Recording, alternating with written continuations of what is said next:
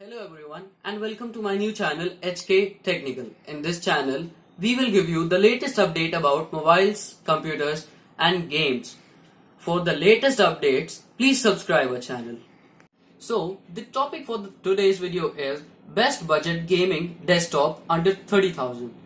Now, I'm going to tell you some parts. The first one is Eyeball Stella Tower Computer Case. It will come with SMPS and it will cost you 2300. The second is Seagate 1TB hard disk. It will cost you 3300. The third part is AMD Ryzen 5 2400G processor, which comes with 4 cores and 8 threads, which is best for editing and gaming.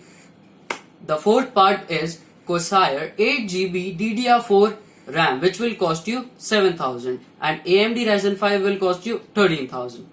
So now comes the fifth and the last part of the CPU, the motherboard. You have to buy Gigabyte A320M motherboard, which will cost you 4600.